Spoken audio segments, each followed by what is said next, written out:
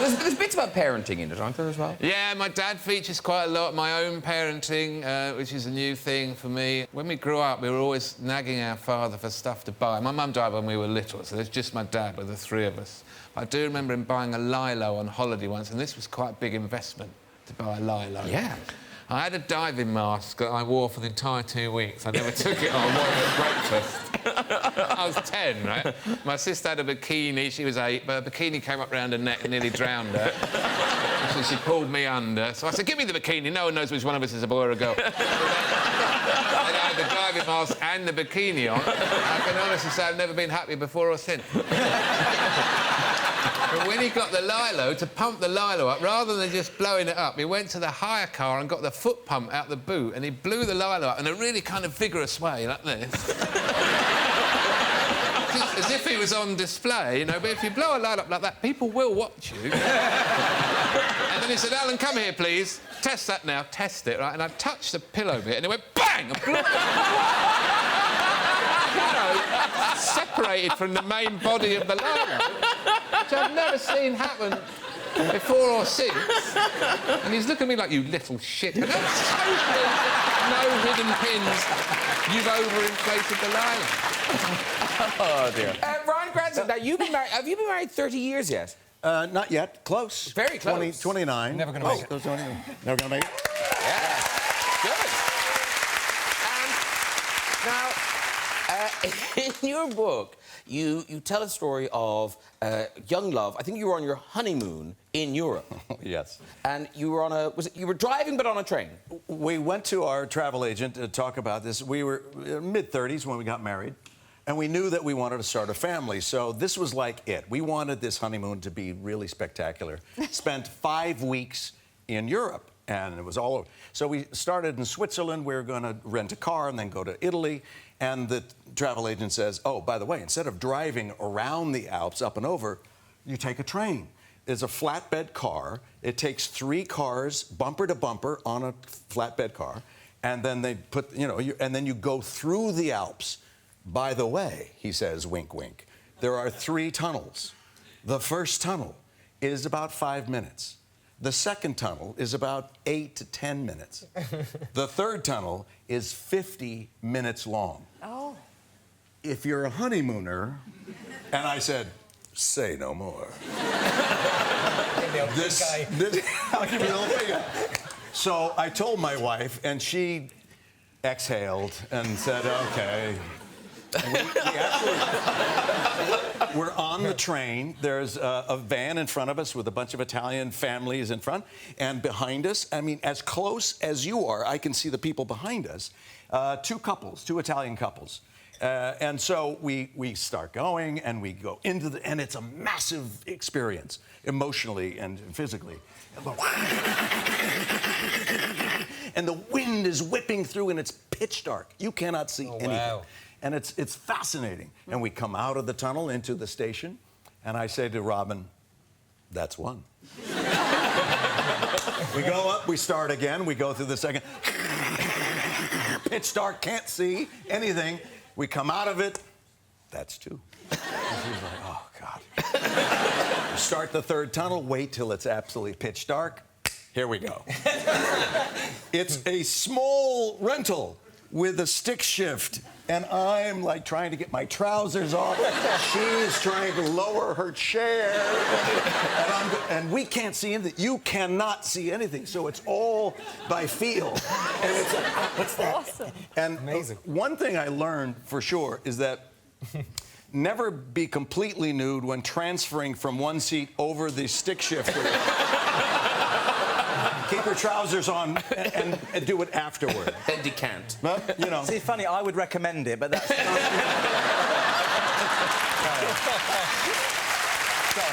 to interrupt. No, hold on. So we are in flagrante, as they say, and I don't know where to put my hands or something, and my wife is just, come on, just, you know. Now, what's happening is that my eyes are adjusting. I can see her profile. She's a beautiful woman. Love her with all my heart.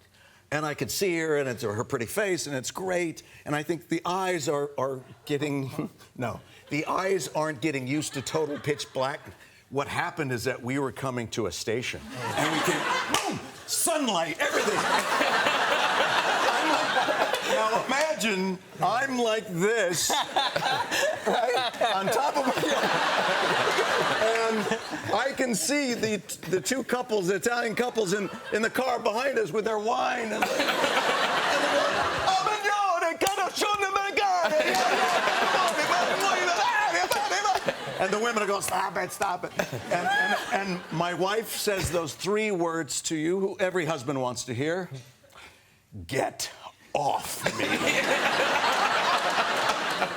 So I get off, the Italian family, the grandmother's turning the heads of the children, and I'm struggling to put my trousers back on. And I never found out, we never found out, if this was a gag, if this travel agent did this on purpose, knew all along it wasn't 50 minutes, it was more like 15. 15 minutes though, man. 15.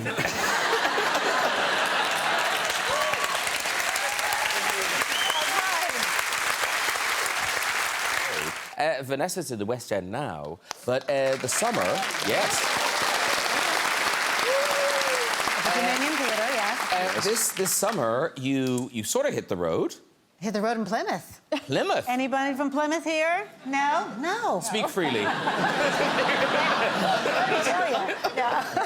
So I was, we were at, we did our out of town. So when you do a new musical, you usually take it out of town before you get to the big city. So we were in Plymouth all summer. Because you posted a lovely video of your time in Plymouth. I did, because I stayed in a place called the Hoe. And I guess, exactly, that's what I thought. Yes, the Hoe, yes. And everywhere I walked, I would see a sign like, approaching the Hoe. I said, okay, I gotta take it left on the Hoe, right on the Hoe. So I was staying in a place called Fox on the Hoe, and I kept just taking pictures and doing videos. And you posted this. And I There we go. posted- Here's Vanessa in Plymouth. So I've heard back in the States it's a brat summer, but here in Plymouth, it's a hoe summer.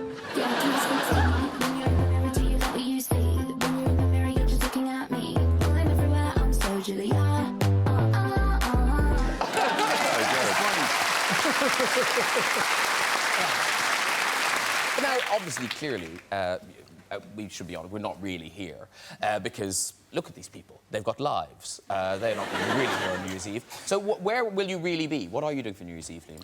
New Year's Eve, I'm going to be in the island of Anguilla. Good answer. OK, I mean, he's really raised the stakes there, everyone. And Anna, where are you going to be? I am going to try to get Liam Neeson to take me on holiday. That sounds good. Hello, Liam. How are you? Yeah. And Eddie? I'm going to be down south, staying with some friends in a big house that someone's rented and hopefully getting drunk. OK. Is that allowed? Yes, but that sounds like there'll be horse riding involved and things like that. Yeah. Isn't that kind of thing? Yes, it is that kind. It is. Will somebody get shot on New Year's Day? I hope not. And Bradley, because are you in the middle of training? Can you have We're all can you going have on a fun? Beano to Margate if you're interested. Lovely. I don't know what any of that meant. What's the Beano to Margate? Well, in other words, boys outing only. OK. Margate. That's a town. That's the town. Yeah. Boys only. Coach trip from London. It sounds like my kind of party. It sounds... Apart from the destination, everything else sounds great. Okay. Right, talking of frightening animals, though, Jodie, you were filming... Where were you? South Africa? Yes, we did a bit, yeah. This was Doctor Who in South Africa. This season, and, yeah. But now you had a proper terrifying encounter, the sort of thing Kevin would not like this. Yes. So, I'll try and speak slowly so that everyone understands. So, we were filming in South Africa, and unbeknownst to me, some of the South African crew had been filming what is known as a sack spider, crawling up and down out of this tree. So, the sack spider's in the tree, they're filming it, filming each other. I've got footage saying, this is terrifying, look how terrifying that is. No one told me. I run out of the building. Everything's a secret, so I can't tell you what building. I run out of the building into the wilderness as this sack spider just crawled down. You got down my shitting face. me. On the and went ba-ba-ba-ba-ba-ba. And I went, ha, beep, beep, beep, beep, beep, beep, beep. Like, I absolutely bricked it and cannot repeat what I said. Costume was off, and our first AD, the first assistant director, was English. Pretty casually, just picked it up and chucked it as all the South Africans went, no, no, no, no! And then we found out I could have died. Wow. I didn't. It didn't even bite me. But if you Google a sack spider bite, it is awful. So that is a better story. Hairy? Is it ugly? It's like got a really big body. And It's got big balls. But It's a sack. It's No, it's a sack it's the back. Not It's that. the Not like back. that. His Yes, back. it's a sack spider. Balls. No. Everything has to be explained to you. Like, you just don't understand. Not that sack. It's got poisonous balls. Keep going. I know, but it's making the story a bit different. It's different for you. So the spider's balls. But yeah, it was horrific. I was so brave. There's so many things wrong. There's so many I things wasn't wrong. scared. I know, that's terrible. There's so many things wrong with that whole thing. First of all, I can break it down, okay? Everybody that was taping it in the beginning were white. That's the first thing. Let's get that out. Let's get that out of the way so that it's not a shock. They were white people. Okay, it's fascinating. Oh my God. When it lands on you and you go, oh my God, beep, beep, beep, and you're getting it off of you. People are still taping. They were white. Okay? I'm gonna let you know the whole thing. It's so clear. And then the guy that picked it up, chugged it, he was white. That's the whole problem with this thing. Nobody immediately thought we shouldn't tape it. This could be something. No, it was a tape. It's a spider with big balls. It don't matter what it is. It don't matter what it is. You get out of there. You pack up. We can't shoot today. I'm with Kevin. Thank you. Am I right, y'all? So, who's up next? Who's up next? Hello. Hi, how are you? I'm grand, thanks. And yourself? I'm good, thank you. Good. What's your name? Lauren. Lauren, are you from... Australia. Oh, Australia, OK. Yeah. No, Australia's good. Australia's good. Do you live here now? Yeah, I live in London now. OK, and what do you do, Lauren? I'm a corporate affairs assistant. Oh, my God. Honestly, those posh people are out tonight. New Year's Eve. Cool. All right. What's your New Year's resolution? My New Year's resolution is to invest in better underwear. Ooh. Oh. Good start to a story. Good start to a story. I was dismayed to find... Off you go with your story. So this is my first public humiliation. I was blossoming into a voluptuous young woman. I was very self-conscious about it. My family knew that, and obviously as Australians, they decided to tease me incessantly. Anyway, we go away to a beach holiday. We're all in bikinis. I'm getting teased on the beach for my big boobs. And I'm in a horrible mood. We go back to the house to have a shower before dinner. I go to the bathroom and I see my cousin, who's a lot more voluptuous than I was. I see her bikini there. So I was like, oh, put her bikini on, show everyone, and they'll be like, oh, we can't tease you anymore. Your boobs aren't that big. So I put it on, put the towel around me, strut out to the lounge room where everyone is, whip the towel off, strut into the room, just stand there, hand on my hips. I'm like, I told you they weren't that big. And then there's this weird shocked silence. And then they all started screaming, covering their faces. And I was like, this is really rude. and then I looked down and I forgot to put on the bottoms. Good story. Great story. You can walk, Lauren. You can walk. There you go. That was good. So you always come with good stories for us. What stories do you have? But you do bring out the best in him. Did you tell me a joke about the flea? Oh, the flea. Yeah. I liked it. I mean, some of these jokes are classics. The flea contains celebrities' names from the past that I think, out of honor to the joke, shouldn't be changed. Okay. Is that all right? Yeah, fine. This flea wants to go on vacation. He's worked very hard. He goes to the travel agent in New York. And he says, hi, I've worked hard for a year. I've got a week off. Do you have any suggestions? And the travel agent says, well, what kind of, holiday are you looking for? He says, what do you mean? I'm a flea. I mean, my DNA is the rainforest, heat, warm. I just want to lie out there in the sun like that. Well, I can give you a week in Ringo Starr's hair in Nice, the south of France. That sounds terrific. A week. So he goes there, he's back after 4 days, and he says, what's it, you didn't like it? He said, hated it. He says, Ringo Starr never leaves the room, plays the drums all day, shaking his head. He said, I got a migraine. I just want to be outside in the sun. Yeah, someone a little more elegant. So he says, yes, I think I do. Monte Carlo, I can give you a week in Omar Sharif's. He's a classy guy. Give you a week in his mustache. He says, oh, now you're talking. He goes there, he's back after 4 days. He says, you didn't like it? He says, no. He says, this guy never leaves the casino. He plays bridge tournaments all day, all night long. He has a mustache, that's where I was, but then he smokes his cheroots. Smoke goes right up to the mustache. He says, it was awful. Please, I just want to be outside in the sun, lying there, taking it in. Come on. Got to have something. You're lucky there was a cancellation. I can give you 1 week in Cannes in Brigitte Bardot's muff.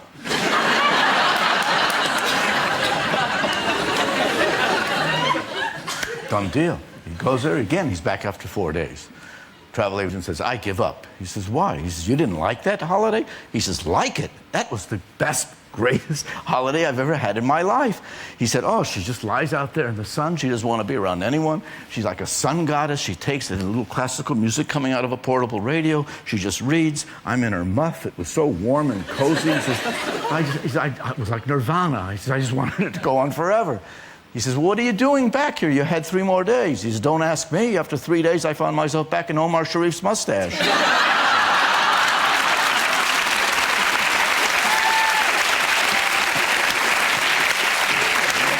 Now, we were talking about your going to school, because your parents weren't very strict. And your granny was like a Bear Grylls. My granny would have put you to shame. Tell me about your granny. Okay, my granny was like, she lived off the land. I mean, literally, she raised everything that she ate, and made all her own clothes and everything. And during the summer, she would go to Arizona, because where she lived in the valley in California, it's about 100 degrees in the summer, but it was too cold for her, so she had to go to Arizona where it's 120 degrees during the summer. And she would walk around with just like her skirt on and a pair of sandals, topless. And now this is a woman who has 6 children, okay? So they were down here. They were down here. Yeah, they were. The bad teacher would not have worn them. No, they were like kind of below the waistband, probably. Where they belong, where God intended. Yes, where exactly. the Lord intended. Where you could just like flip them over the shoulder for the baby on the back. That's what they do in Africa, right? They do. Yeah. That's why boobies are supposed to sag, is so that you can put them over the shoulder or wrap it under, so the babies on the back can suckle, and you don't have to stop working. Yeah, a little lesson, right? Y'all didn't know that. There you go. So this your granny did that? So I don't know if she ever actually did it. But she would go hunting in the desert with a machete, and she would come back with rattlesnakes. And my uncle said that one of his visuals of his mother is like walking up with sandals, skirt, topless, beheaded snake, and bloody machete. And a smile. And a smile. Got dinner. You'd have loved her, Bear. Yeah. Absolutely brilliant. Isn't that amazing? Yeah. Because your Have you had snake? I have had snake. Yeah, it tastes like chicken. It doesn't taste like chicken. No. They always say everything tastes like chicken, but it doesn't. Survival food doesn't taste like chicken. No, I had chicken one time that tastes like cat. And I was pretty sure that it was cat. If it tastes like cat, it smells like cat. Yeah. I took the leg and I was like, that's not a chicken leg. That's funny. That's the biggest chicken leg I've ever seen. This chicken had a paw. Yeah, exactly. And part of the central, I suppose, story of the book is your marriage to Lord Colin. To Colin. And, I mean, quite early on... I mean, I know what you're going to ask me. What my mother told me about sex. Oh, I wasn't, but feel free. I thought that's what you were sort of... No. Oh, come on, tell us. Well, just absolutely. When I was 11, and I was being... my mother was taking me to boarding school for the first time, and I suppose she felt she had to tell me something, you know. And she said... Boarding school? 11? Is that what happened? Well, the thing was, she said, you know when Biscuit was her dog... Biscuit? When blood... It's also a dog. Well, when blood comes out of Biscuit's bottom, yes, that's what's going to happen to you shortly. And also, when Daddy's Labrador gets on top of Biscuit, that's going to happen when you get married, but you'll probably be lying in a bed. And that's all I'm saying. I must have some water. Is this my... Yes, that's yours. I may have to have a huge thing of vodka now. Well, that, in a way, it prepares you for life. Well, it sort of did. No. Do you want me to go into my honeymoon now? Please do. Please do. We're on a roll, Lady and Connor. Chadwick looks shocked. I did, because the thing was that when I wrote this book, people thought it was going to be a little lavender sort of scented memoir. And I said, well, actually, I'm afraid it's not going to be. And then everybody said, oh, I'm going to buy it for my mother. And I said, well, I'm not sure. I do hope your mother's broad-minded. I've sent it to mine. Well, I think mothers are rather broad-minded. Yes. Anyway, Colin and I had the most fantastic wedding at Hoke. I was treated as a son. There were 3 tents, I had 3 wedding cakes. And Tony Snowden took my wedding photographs, and my father rather rudely called him Tony Snapshot, which I think we actually never forget. And anyway, there I was, having had this amazing wedding, wonderful wedding dress and everything like that. And we were going to Paris for my honeymoon, and we arrived very late at night at the Lottie Hotel, and went up to the, I imagine, the sort of bridal suite. Well, he lay down and went to sleep. And that was my honeymoon. I mean, what I've been longing for a night of passion, you know. Yes. Anyway, so, and then the next day we went to the Louvre or something. And then Colin said, I was frightfully bored by that. And then Colin said, well, I've got a great treat for you. And so I was absolutely thrilled. I thought dinner at the Ritz, you know. And I put on my best dress, all that sort of thing. We got into the car. And I did rather see, I saw the Ritz miles away, but off we went to the outskirts. And we stopped at this really seedy hotel. And my heart sank. I thought, up we went to this room, and there were 2 seats. They were wing-backed velvet seats. And so I sat, and on the bed were 2 really disgusting people making love. I was sort of squelching about, and I didn't know what to do.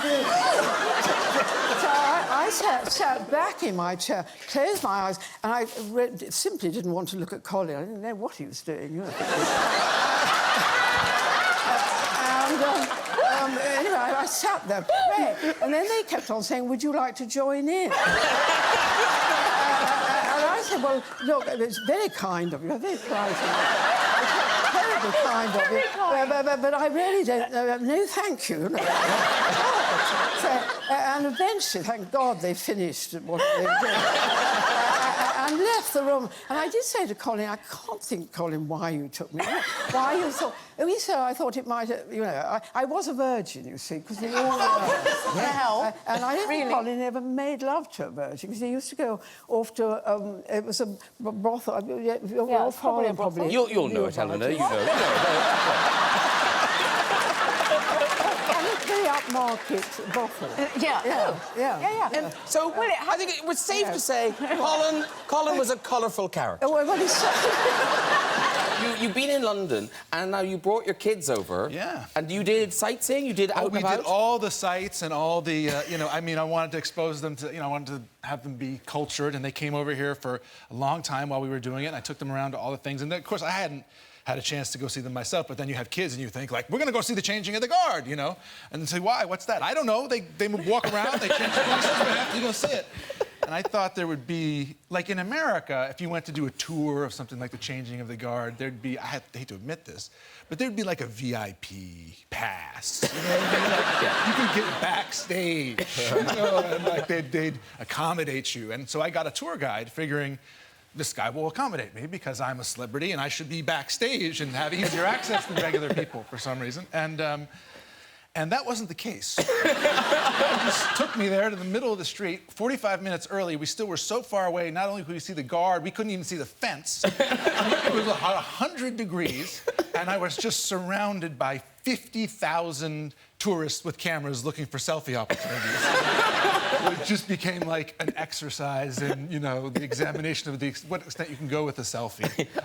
We never saw the guard change, and I was like one of those dads who wouldn't admit defeat. I was like, just beyond that horde of people is something there you should be paying attention to.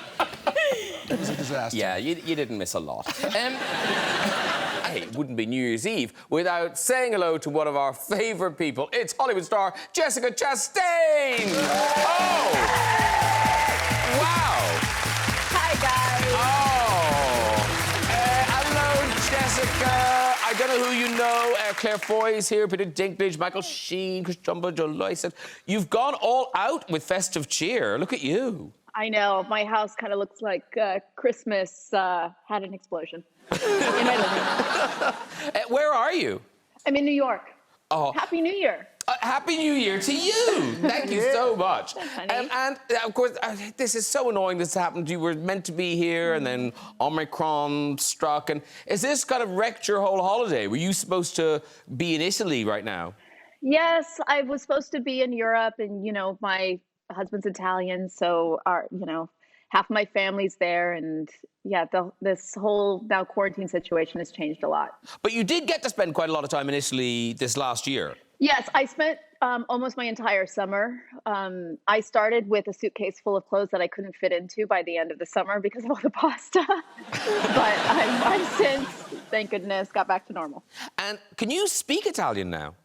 A little, not as much as my husband wishes that I could speak Italian. But actually, let me actually give you guys a good thing that I learned. So, Happy New Year in Italian is buon anno.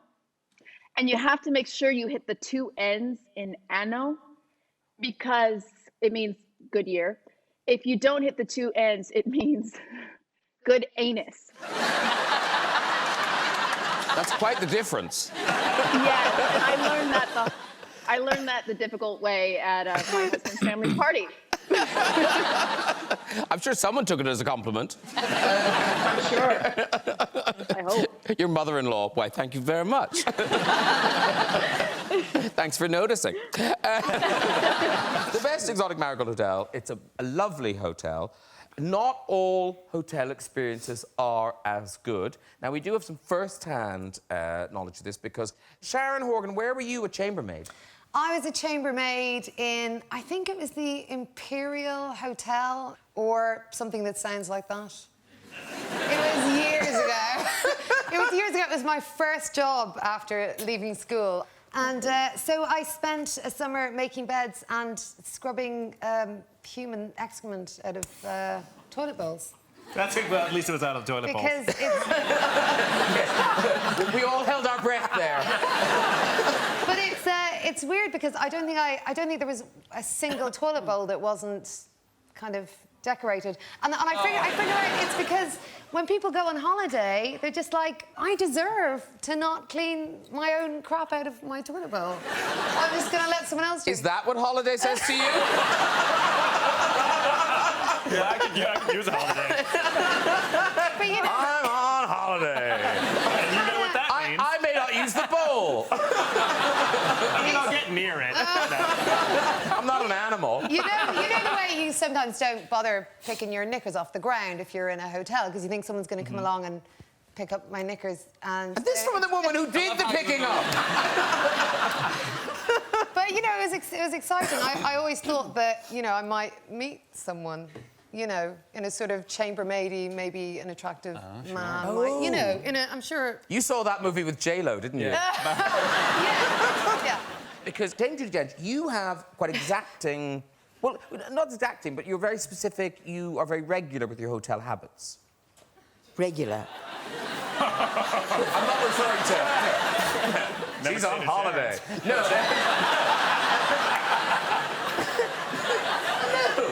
Don't you, when you're in London, don't you always stay in the same room? I do. Well, no, not the same room, the same hotel.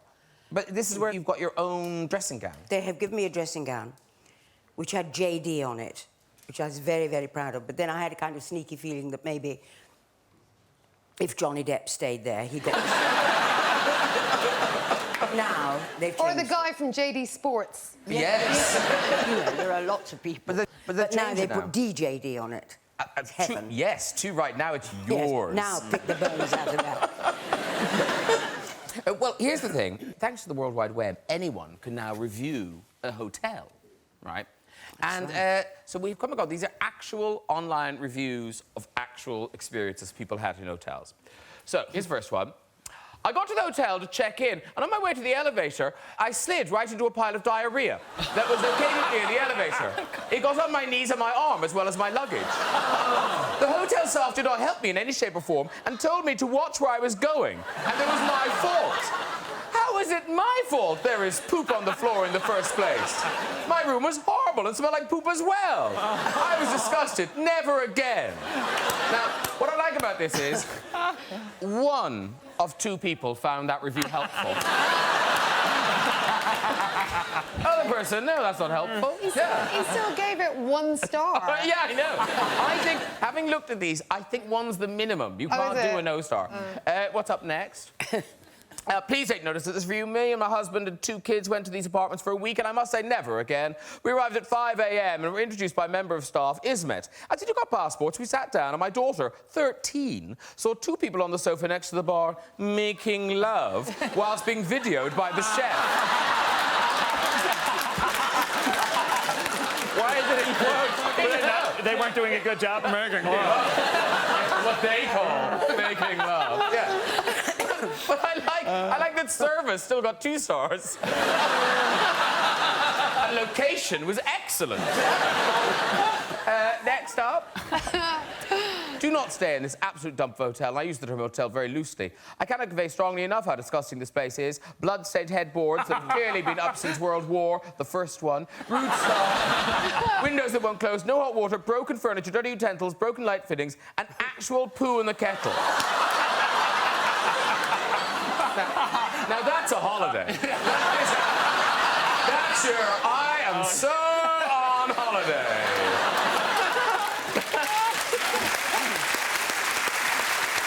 Very good. Let's see the next one. I wish we hadn't gone. Oh, now, this is a weird one. I don't know whether it's an actual spelling mistake or whether it's autocorrect, but it makes the review very confusing indeed. I wish we hadn't gone. The meal was ruined by midgets everywhere. And we were sitting inside. We even moved tables nearer the back wall. But we were either followed by them, or they were at that table till we woke up following morning covered in bites and very itchy. Terrible. That's the hotel in Disneyland, though. They're all over the place. Get off! Do we have another one? This is... Well, anyway. We were given the keys to the wrong room and walked into the room to find a naked African gentleman washing his genitals in the sink.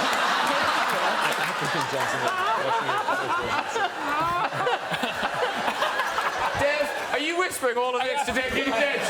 You're actually in your ear going, washing his genitals.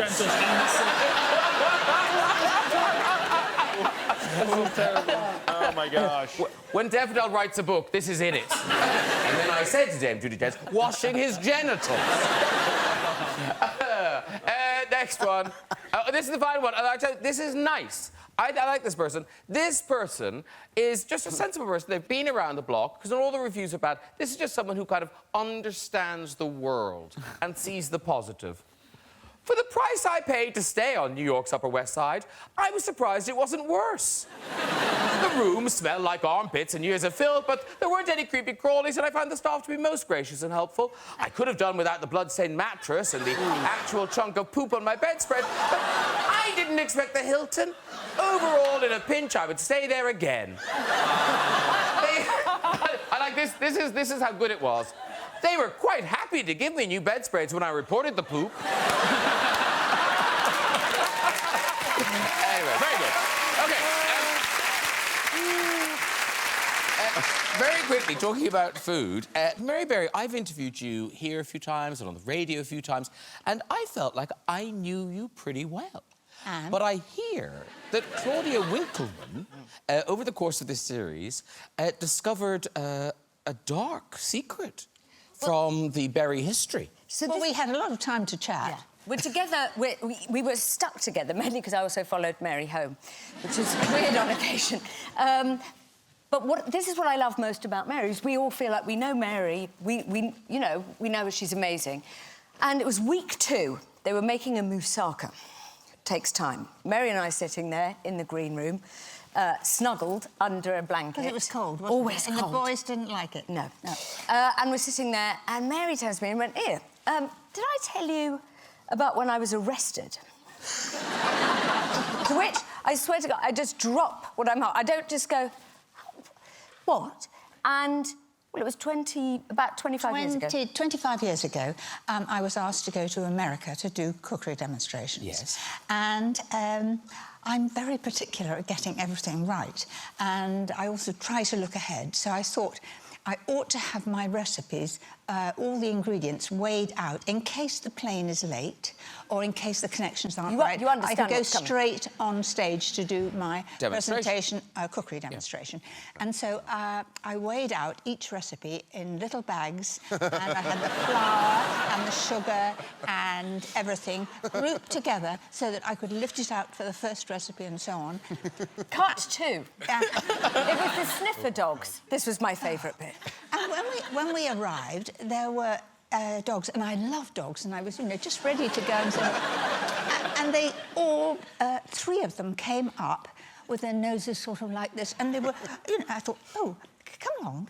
But they didn't want to know me. They just began, and then suddenly the airport became empty, and there were just uniformed people, and I was with Lucy Young, my assistant. They parted us, Lucy there, me there, into 2 cells.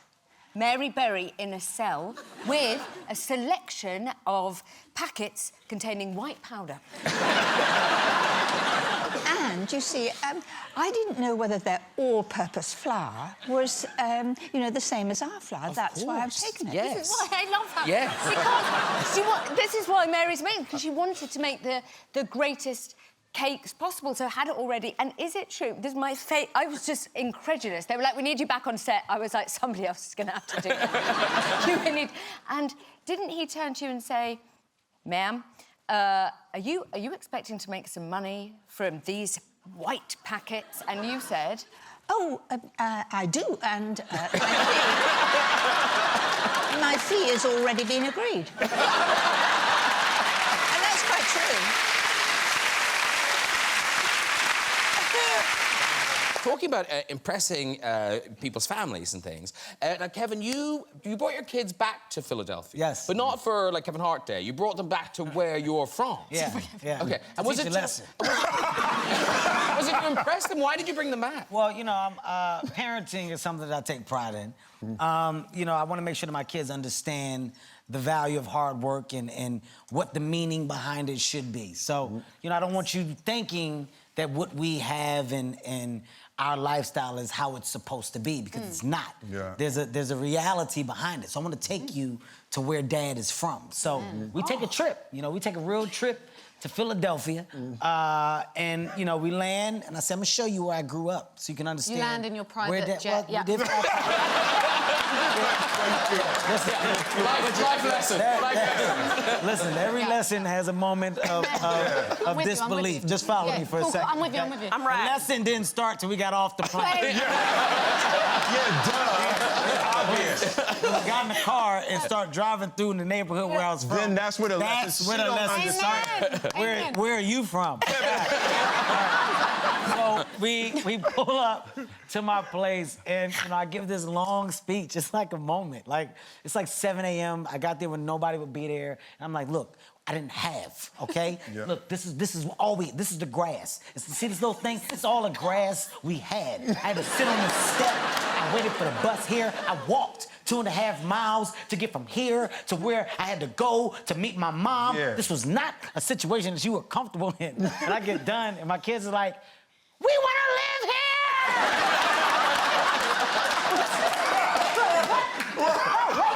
No.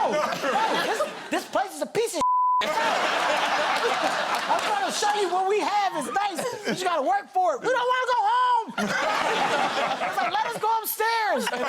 I literally had to stop the lesson. The trip to Philadelphia is short. I was like, "Let's just go back home. I'm gonna show you books from now on. No more live events." It's a British tour. It's a British tour, yeah. Because you're not keen on anywhere where there's a language barrier. Okay. This story. I knew you'd want this. Yes. Well, no, I'm not great with the old language barrier. I was in Spain, and I was in a restaurant, and I needed to use the facilities in this restaurant. So I popped off, and I don't want to go into too much detail, but I needed to drop the kids off at the pool. So I did that. I went to flush. Didn't work. Flushed again 6, 7 times. I tried to get it down, James. Would not go. So I was like, I'm going to do the right thing. I'm not just going to do a hit and run and leave it here. I'll go out and tell someone that there's a problem with their facilities. So I went out into the restaurant. I found the waiter. Unfortunately, he didn't speak a word of English. I didn't speak any Spanish. So I ended up having to kind of gesture to this man. I was like, yes, could you just come here? No, leave them alone. Yes, just follow me. I ushered him into the toilet, right? I pointed at my poo. I went to flush. It went down straight away. How weird did I look? Like I just invited him into the toilet to say goodbye to my Come on, let's give it a proper send-off. Flush. Rule Britannia. Because normally it was something so kind of computer animation and all that sort of stuff. Yeah. There's a lot of green screen and stuff, but you actually went to locations. Yeah, I do think actually it's the great Jordan Vogt Roberts who directed it really was insistent that we go to places on Earth which are both beautiful and dangerous, so that it didn't feel like a digital environment. It felt like a real place. So we went to Oahu in Hawaii. Dangerous, scary. I'm terrified, Tom. Yes, very windy there sometimes. Very windy. We went the umbrella blew out of my cocktail.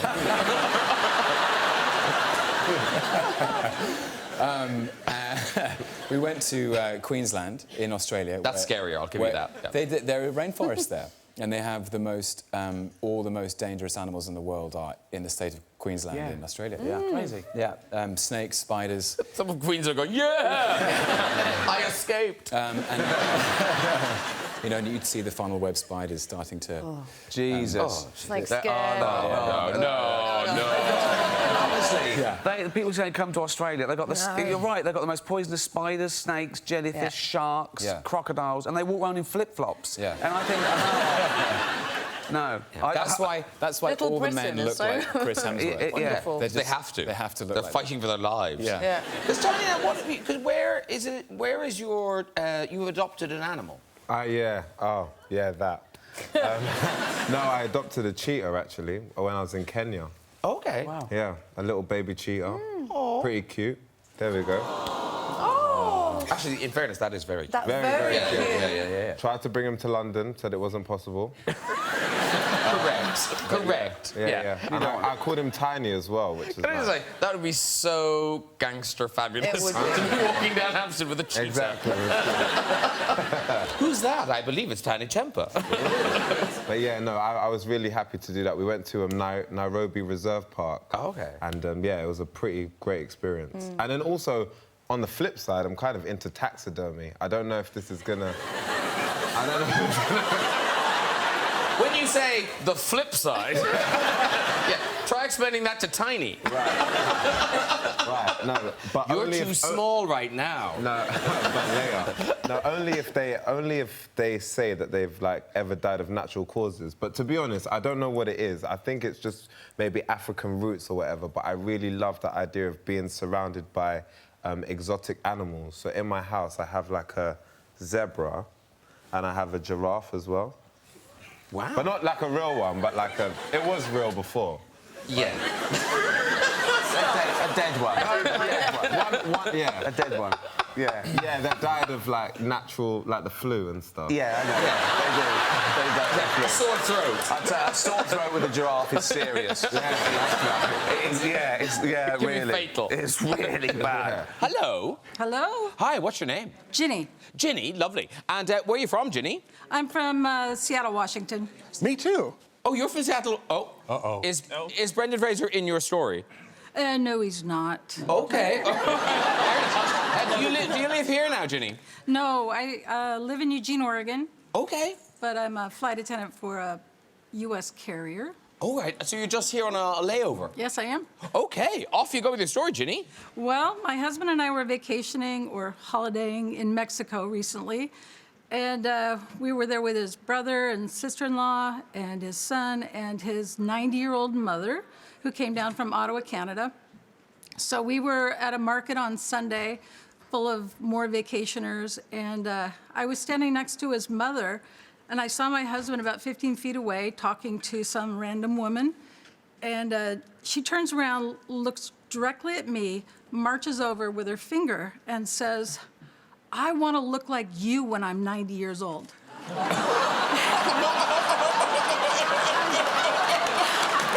looked down at my mother-in-law and I said, "Oh, like that?" And the only thing I can think of is that, you know, I want to look like me when I'm 90 years old in 25 years. You can walk, Ginny. Well done, very good, Ginny. Kate, you do sound quite adventurous. What was was it a swimming thing or a boating thing you took your kids on in Australia? Oh, no. I had this moment where we went to this waterhole that was called Rose's Hole. Well, that's said the actress to the bishop. And where was this place you said? Anyway. I must visit it. How did it get its name? Yes. Anyway, we went Rose's Hole, and I love Australia. And we were swimming for 2 hours, and I suddenly thought, you know, the kids were in there. I thought I should probably ask, "Are there any crocodiles here?" And they went, "No crocodiles." So we swam for 2 hours, and we were, you know, we were sunning ourselves on the rocks afterwards. And we said, "So why is it called Rose's Waterhole?" And they said, "Oh, because, you know, once Rose is now 80 years old, found herself sunning here, and there was an alligator beside her." I went, "So where did the alligator come from?" "Oh, they're in the water." And so they thought I was concerned about crocodiles, but I would be fine with my 3 children swimming with alligators. And went, no, actually, no. Yeah, it was, that's the way it is. Because you've never been to Australia. It's too far. This was a chore for me. This is the first time I've worn underpants in a year. I mean, Australia's a long way. Spiders, snakes, alligators, crocodiles, jellyfish. Sharks. Because it is properly dangerous, isn't it? I mean, you suffered. Yeah. You do? Yeah. You know. Yeah, well... They're not your own legs, are they? Eaten by a wombat. That's worse than that. I got a very nasty spider bite on a bush tucker trial. It was on Martin... Is that your nickname for it? It wasn't nasty. It was a tiny little... No. Where was it? Sure what it was. It was on my hand. Oh, right. It was during Martina Navratilova's bush tucker trial. And we were down there and... That was such a weird sentence. Yeah. Did it involve Rose's Hole? Is that what you do with your life? Yeah. We were watching Martina Navratilova do a bush tucker trial.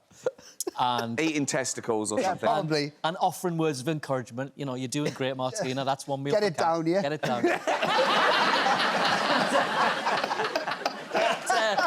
We went back up to the production office afterwards, and I felt that my hand's swelling up a bit. A mouse spider.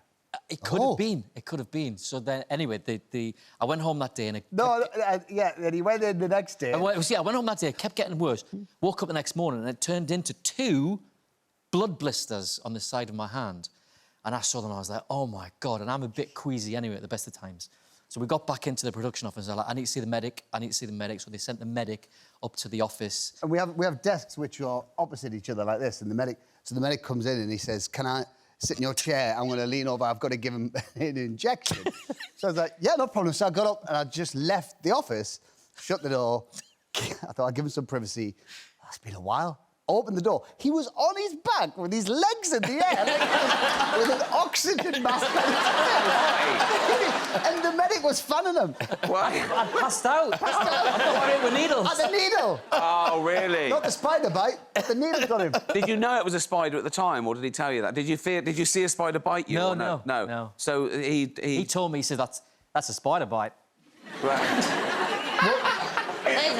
What spider? A mouse spider, did you say? A mouse spider, no, they get necrotic.